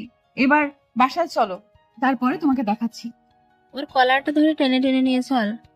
খুব বার বেড়ে গেছে ওর, এবার ওকে একটু সাহায্য করা দরকার। নীলা খপ করে শার্টের কলারটা ধরলো আর টেনে টেনে নিয়ে যেতে লাগলো। কেউ দেখলেই বলবে বড় কোনো মাফিয়াকে পুলিশ নিয়ে ধরে নিয়ে যাচ্ছে। ওহ, আমারে বাঁচাও বাঁচাও, টানতে টানতে বাসায় নিয়ে আসলো। এখন বলো, আমাকে এতগুলো বকা কেন খাওয়ালে? কি, কিসের বকা? ওই দিন তুমি পালানোর কারণে মা বাবা আমাকে সন্দেহ করেছে, বকা দিছে এতগুলো। এগুলোর কারণ তুমি। বলেই হাতে লাঠি নিল। আমিও কম কিসে হপ করে নীলার হাতটা ধরে ফেললাম। চিৎকার দিলাম, কে আছে, বাঁচাও বাঁচাও, আমার নিরীহ পোলাপে ইজ্জত নিতেছে। চুপ, ড্রামাবাজি থামাও। আর শোনো, হ্যাঁ বলো। তোমার বাড়ির ঠিকানা দাও, একদিন বেড়াতে যাব। কিরে, 1 মিনিটেই রাগি থেকে এত নরম সুর, মতলব কি? এই কি বিড়বিড় করছো? ঠিকানা দাও। সুন্দরী মাইয়া এত নরম সুরে বললে তো জীবনটাই দিতে পারি। আর তুই তো ঠিকানা চাইছো। এই বলে ঠিকানা দিয়ে দিলাম। এই রে, হঠাৎ ঠিকানা কেন, কারণ কি? আর চাইলো আমি দিয়ে দিলাম, নাকি বাপের টাকা চুরি ধরিয়ে দিবে বাবাকে? ওই মনে মনে বিড়বিড় করতে হবে না, কাজ শেষ আমার। চলো ঘুরে আসি। রহস্যময় হাসি দিয়ে বলল নীলা। চলো, বহুদিন পর একসাথে। দাঁড়াও, আব্বুকে একটা সংবাদ দিয়ে আসি। নীলা আসতেই গাড়ি নিয়ে তখনই ভোর দৌড় দুজন। কতদিন এসে একটা সুন্দর জায়গায় নামলাম। দুজন ঘুরতে ঘুরতে বিকাল হয়ে গেছে, তবুও নীলা ফিরে যাওয়ার কথা বলছে না, খালি একটু পরপর ফোনে কি যেন দেখে। দৌড় ভাল লাগে না। নীলা আমাকে ভালোবাসে কিনা পরীক্ষা করা যাক। যেইভাবে সেই কাজ। একটা মেয়ে হেঁটে যাচ্ছে, তাকে দেখিয়ে নীলাকে উদ্দেশ্য করে, আর সুন্দর মায়াদারে বউ বানাতে পারলে ফাইজলামও সব ছেড়ে দিব। বলতেই তখনই নীলার আগে একটা লোক নিয়ে এসে খপ করে কলার ধরে ফেললো। এই রে, এই মেয়ে কি রাগী নাকি শান্ত কিছু বোঝা যায় না। চল তুই গাড়িতে ওঠ, তো সময় শেষ। কিসের সময় শেষ? আমি মানে এবার বিয়ে না করেই মরে যাব। গাড়ি নিয়ে বাড়ি পৌঁছে গেলাম, কিন্তু এটা কার? পুরো বাড়ি লাইট ফুল দিয়ে সাজানো। ওই নীলা, তোমার কি বিয়ে? আজকে। ও, কিন্তু কার সাথে? তোমার সাথে আমার বিয়ে। কি? তুমি এইখানেই থাকো, আমি আসছি। ওই, আমাকে এখানে আটকে রাখলে কেন? যা বাবা, মাইয়াটা দেখে আমাকে ফেলেই চলে গেল। একটু পর, আরমান, এই পাঞ্জাবিটা পরে আমার সাথে আসো। আঙ্কেল পাঞ্জাবি কেন? আজকেই তোমার বিয়ে, আর এখনই এটাই তোমার পালানোর শাস্তি। আপনি এই ছোট বড়টারে বিয়া দিয়ে সংসার নামক জেলখানায় বন্দি করিয়েন না। এই শাসলা ছেলে, কান ধরো। তুমি এখন জমিদার বাড়ির মেয়ে জামাই হবে। এসব ছেড়ে দাও ফাজলামো। এদিকে খুশিতে মনে মনে লাড্ডু ফুটতেছে। নীলার মতো সুন্দরী তাও জমিদার বাড়ির মেয়ে, আমার মতো ফাজিলের বউ হবে? ওকে আঙ্কেল কিন্তু সব ছেড়ে দিব, কিন্তু এভাবে বিয়ে করব না। কেন? ভালো খারাপ যেমনই হোক, আমার জন্মদাতা বাবা ও মাকে ছাড়া এভাবে বিয়ে করতে পারি না। হ্যাঁ, আমি ফাজিল, কিন্তু এত খারাপ না যে পরিবারকে না জানিয়ে বিয়ে করব। বাহ বাহ, এই কথাটাই প্রমাণ হলো তুমি আমার মেয়ের যোগ্য জামাই। যোগ্য অযোগ্য জানি না আঙ্কেল, কিন্তু মা বাবাকে ছাড়া বিয়ে করব না এখন। তবে এটা ঠিক যে নীলাকে খুব করে চাই, বানামো। আমি যা বলি তাই হবে, এখন চলো। এক প্রকার জোর করে বাহিরে নিয়ে গেল। হায় হায়, এখানে তো দেখি নীলা শাড়ি পরে বসে আছে। পাশে তাকাতে দেখি অবাক। বিশ্বাস করেন, আপনার পোলা টাকা চুরি করার মতো ফাজিল হলেও তোমাকে না জানিয়ে বিয়ে করার মতো খারাপ না, মাফ করে দাও। আরে ফাজিল ছেলে, আমি সব জানি, পাস আর। আব্বা এখানে কিভাবে? তাহলে কি নীলা যেন ঠিকানা নিল? যাক, সারপ্রাইজটা বেশ ভালোই ছিল। এত সব সারপ্রাইজের ভিড়ে ভাবতে ভাবতে হারিয়ে যাচ্ছি তখন। ওই ফাজিল বিড়বিড় না করে কবুল বল। ওমাঙ্গ, বিয়ের দিনও মাইর খেতে হচ্ছে? আমার আর নীলের বিয়ে দিয়ে দিল জোর করে। আর আমার কিন্তু নীলাকে হেব্বি লাগে। বাসর ঘরে ঢুকে দেখি নীলা ইয়া বড় ঘুমটা দিয়ে বসে আছে। আমি যেতেই আমার কাছে এসে আমার কলার ধরে। এই, তুই কই চলে যাচ্ছিলি? কেন হ্যাঁ আমায় ফেলে? কেন ঘুরতে? আমার জন্য কি তোমার ভালোবাসা নাই? আচ্ছা তো কি করবো বলো? কি করবে মানে? আমি না এখন তোমার বউ, আমাকে ভালোবাসবে? ওকে বাসবো, আসো গো আমার কাছে, তোমাকে পাপ্পি দেই। উম্মা। আরমান, তুমি পাঠক পাঠিকাদের সামনে কি করছো এগুলো? ও, আমি তো ভুলেই গেছিলাম। আচ্ছা আপনারা এখন যান গা, আমরা আমাদের কাজ করি। টাটা।